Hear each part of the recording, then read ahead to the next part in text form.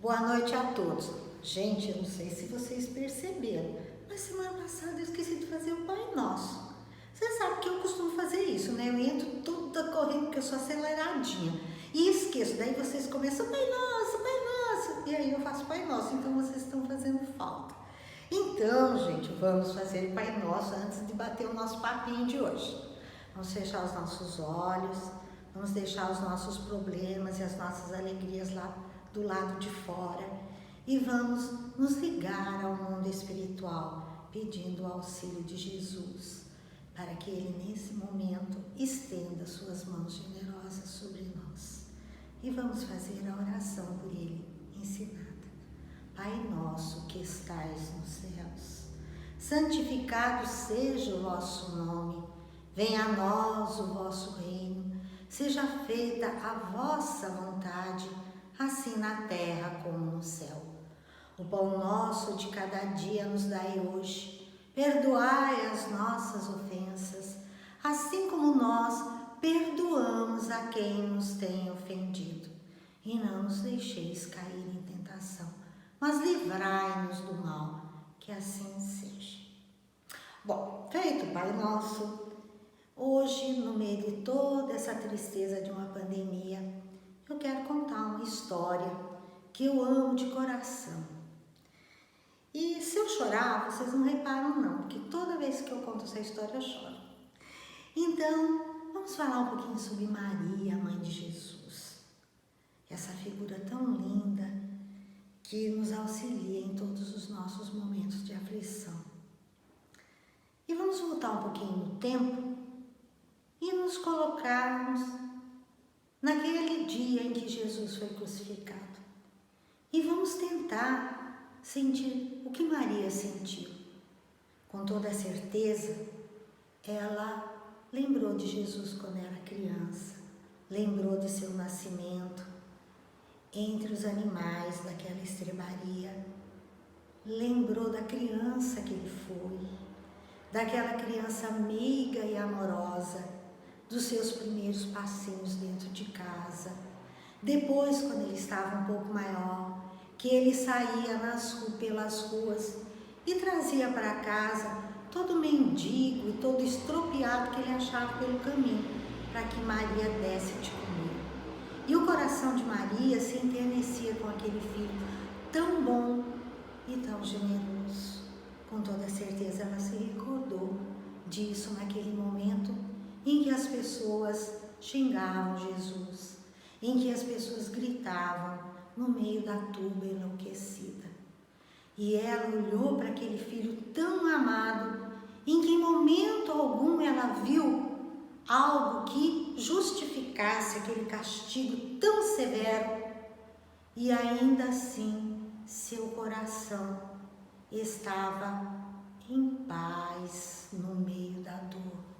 Porque ela se lembrava daquele momento em que o anjo veio anunciar a vinda de Jesus e que ela simplesmente disse: faça-se em mim a tua vontade, faça-se em mim, tua escrava, a tua vontade, Senhor. E ela sabia que aquilo que estava acontecendo, bem lá no fundo do seu coração, que era uma coisa necessária, porque Jesus tinha vindo naquele momento e ele tinha que dar um testemunho. E aí nós ficamos pensando, tantas pessoas morreram naquele tempo pela mesma acusação de Jesus de traidor, de revolucionário. Somente aquilo que ele ensinou restou, porque o que ele ensinou eram as verdades do Pai Eterno. E Maria, naquele momento, ela estava entre as mulheres, não havia nenhum homem ali, porque os discípulos de Jesus se apavoraram, eles ficaram com medo de que eles fossem presos e crucificados também, e eles debandaram. De repente ela sente uma mão em seu ombro, de leve, ela olha e ela vê João, o discípulo muito bem amado de Jesus. E João abraça Maria e conforta Maria naquele momento. João era o discípulo mais novo de Jesus. E ele amava Jesus com extremos de dedicação. E aí, na hora suprema em que Jesus vai desencarnar, ele olha para aquele discípulo e diz para sua mãe: mãe, eis aí o teu filho. E para João: eis aí a tua mãe. Naquele momento ele passava Maria aos cuidados de João. Depois que Maria assistiu a todo aquele sofrimento do filho bem amado, ela vai para Betaneia, que era uma cidade da Palestina, porque ela tinha parentes lá. E eles cuidaram de Maria com muito carinho. Mas nos primeiros tempos Maria sofreu, porque ela via as pessoas brigarem por causa do mestre, as pessoas dizerem, cada um querendo impor sua opinião. Ela via que havia uma pretensa elite daqueles que queriam seguir, diziam e queriam seguir Jesus. Para ela foi muito difícil aqueles primeiros tempos. E João havia sumido. Depois de uns tempos, João aparece em Betaneia e ele diz a Maria: olhe, eu vim te buscar, eu consegui arranjar uma choupana, uma casinha bem humilde perto de Éfeso. Éfeso era uma cidade importante naquela época. E ele explica a ela: lá a senhora pode ficar e nós vamos ficar juntos e eu vou pregar o evangelho do Mestre Jesus.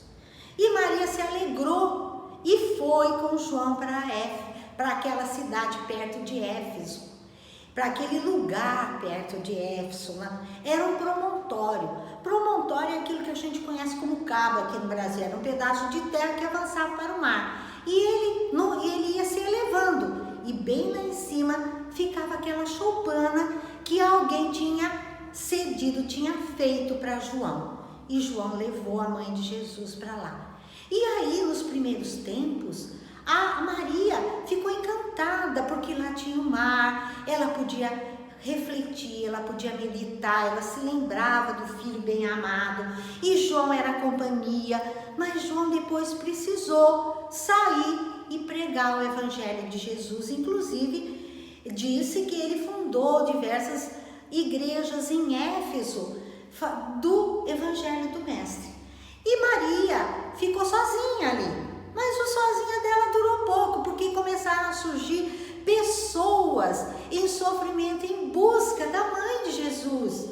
E aí ela curava feridas, ela consolava, e numa dessas vezes, uma daquelas pessoas a quem ela fez curativo nas chagas, e as chagas melhoraram, virou e disse: tu és a mãe do nosso Salvador, mas tu és também a nossa Mãe Santíssima.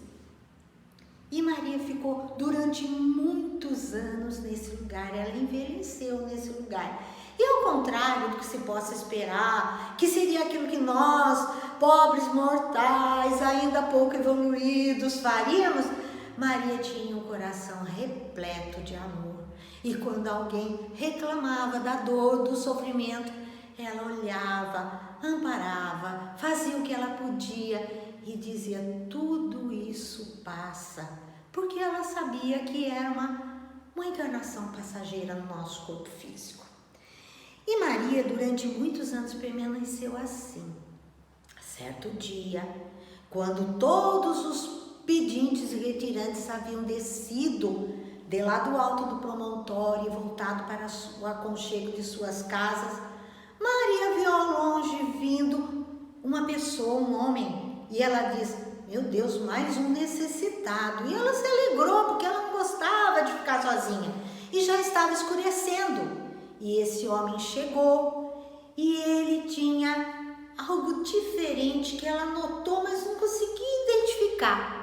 E esse homem consola Maria. Ele diz palavras de amor, de ternura, de carinho, e ela sentia que tinha alguma coisa diferente naquele homem. E de repente aquele homem olha bem para ela e diz: mãe, sou eu. E era Jesus. E ela não consegue acreditar que o filho que ela amava tanto, com quem ela sonhava, estava ali. E ela procura as marcas nos pulsos, nas mãos, nos pés. E depois a marca no peito, quando a lança lhe perfurou o coração. E ela toca e ela vê. E ela finalmente acredita que ali estava o filho bem amado dela. E aí ela ajoelha aos pés de Jesus, abraça Jesus, e Jesus levanta aquela mãe e eles se confraternizam. Maria sente que todo o seu corpo parece parar naquela hora suprema, que seu coração parece bater mais devagar. E 2 dias depois, quando apareceram pessoas ali naquela casinha pedindo ajuda, eles encontram Maria desmaiada. E eles correm até João, que está em Éfeso, e chamam, e João vem, e Maria desencarna nos braços de João. Essa história não foi inventada por mim, não, sabe? Eu não tenho essa mediunidade toda. Essa história foi psicografada por Chico Xavier, foi ditada pelo irmão Xisco, Humberto de Campos, e ela consta do livro Boa Nova. E ele fala, Humberto de Campos conta para Chico Xavier que quando Maria morre, ela simplesmente não vê Jesus ali ao lado dela, ela vê anjos, criaturas celestiais evoluídas. E o pensamento dela é que ela quer voltar para quando ela era jovem, na Galileia, quando Jesus era criança, as praias e tudo aquilo que fez parte de uma época muito linda da vida dela. E ela automaticamente se vê ali, ela se vê conduzida àqueles lugares e ela anda por ali recordando de Jesus jovem, de Jesus menino, de Jesus criança. E depois, quando ela finalmente está pronta para ir ao encontro de Jesus, ela pensa numa coisa muito triste. Ela pensa que daquele tempo em Roma, eles começavam a prender os cristãos, e os cristãos eram acorrentados, eram enviados às prisões, e eles eram crucificados, eles eram queimados envoltos em piche, eles eram jogados às feras, jogados aos gladiadores, e o coração delas diz: como eu posso auxiliá-los? E de repente ela se vê em Roma, nas prisões do Monte Esquilino. E ali ela anda e vê aquelas pessoas presas, passando fome, e ela vai de um em um, estendendo suas mãos e consolando espiritualmente todas aquelas pessoas, pensando uma vez mais no sofrimento das criaturas. E ela vê uma jovem, muito magra, muito pálida, com muito medo, muito jovem ainda. E o coração dela diz: meu Deus, como que eu posso auxiliar mais do que eu estou auxiliando? E de repente ela se chega e ela murmura para aquela jovem ter a intuição: não chore, não tenha medo. Quando vocês adentrarem as arenas do sacrifício, cantem, louvando a Jesus. Ele estará esperando por vocês. E aí aconteceu aquilo que ninguém em Roma conseguia acreditar. Porque os cristãos entravam nas arenas, impregnadas de sangue, as feras esperando para devorá-los, e eles se davam as mãos, amparando uns aos outros e cantando hinos em louvor. Então, Maria, mãe de Jesus, com certeza também é nossa Mãe Santíssima. E ela sabe que tudo passa. Tudo que existe de sofrimento sobre a terra passa. Todos nós um dia vamos deixar isso aqui. E Jesus deixou uma mensagem maravilhosa.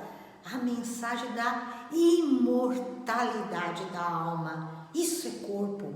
A nossa alma não está presa a esse mundo, não está presa a um caixão, não está presa a um cemitério. A nossa alma está presa a outras coisas, ela está ligada à espiritualidade.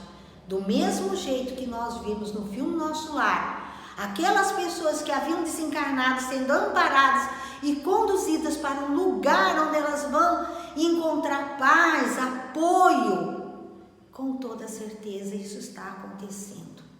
No nosso mundo, na Terra, no planeta Terra, as pessoas estão se debatendo. No nosso Brasil amado, as pessoas estão se debatendo contra uma pandemia, porque não dão conta, o sistema de saúde não está dando conta. Mas lá no mundo espiritual, eles estão dando conta, está tudo organizado. Nenhum de nós vai partir sem ter alguém para nos amparar. Então, essa mensagem de Maria é uma coisa muito especial para mim. Toda vez que eu me acho não legal, eu lembro de Maria. Nas duas mensagens que vocês receberam na semana passada, uma de Bezerra de Menezes e outra da nossa irmã, vovó Cândida, a nossa irmã que presta atendimento fraterno nessa casa, eu lutei para achar alguma coisa bonita, para pôr de fundo. E só me vinha Maria. Eu punha a flor, de repente, isso aqui não tá bom. Aí eu fui Maria. Aí eu sabia que eu tinha que contar de Maria para vocês. De dizer que ela está ao lado de todos os habitantes da Terra. E principalmente ao lado de nós que pensamos nela, que pedimos o auxílio dela. Primeiro para os nossos irmãos. Aqueles que se acham desamparados. Aqueles que não creem, aqueles que sofrem, e depois para nós, porque como nós dissemos na semana passada, nós temos amor à vida.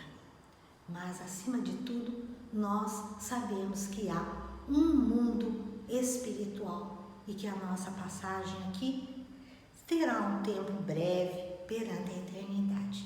Que Jesus abençoe a todos vocês e vamos fazer o nosso Pai Nosso, fechar os nossos olhos. Hoje a voz é da Solange, deu uma mudadinha, e a gente vai fazer o nosso Pai Nosso, e a gente vai atrás depois, Pai Nosso mental, e depois nós vamos seguir as palavras, e os mentores espirituais vão dar o passe semanal.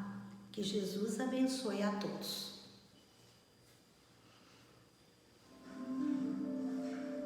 Sejam bem-vindos. Vamos elevar nosso pensamento a Jesus, pedindo auxílio na limpeza do nosso corpo físico e perispiritual, expulsando toda energia negativa. Vamos começar o tratamento espiritual através da corrente magnética. Acompanhe através de seus pensamentos as minhas palavras. Concentre-se em sua respiração. Expire bem fundo e devagar. Segure. Solte o ar lentamente. Inspire bem fundo e devagar. Segure, solte o ar lentamente. Inspire bem fundo e devagar. Segure, solte o ar lentamente. Vamos pensar no Mestre Jesus, pedindo que nos auxilie. Você vai pensar que está embaixo de uma cachoeira, que a água que está caindo sobre você está limpando o seu corpo físico e espiritual. Pense em seu lar e em sua família.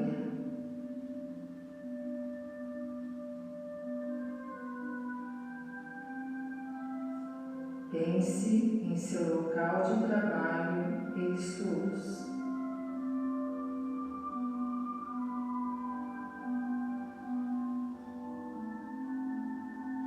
Pense em sua maior dificuldade.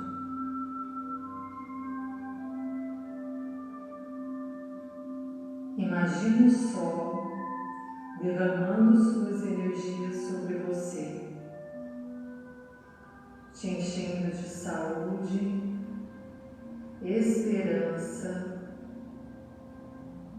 vigor e paz. Pense em Jesus diante de você, irradiando intensa luz e te abençoando.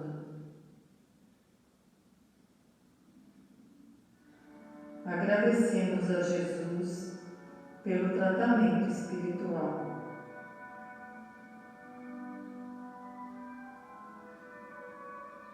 Que Jesus esteja com todos.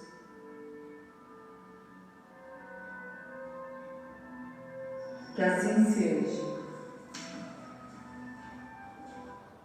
Uma boa semana para todos, muita paz e muita saúde também. Fiquem em casa o máximo que vocês puderem, para que nós possamos dar tempo ao sistema de saúde de atender a todos os que necessitarem.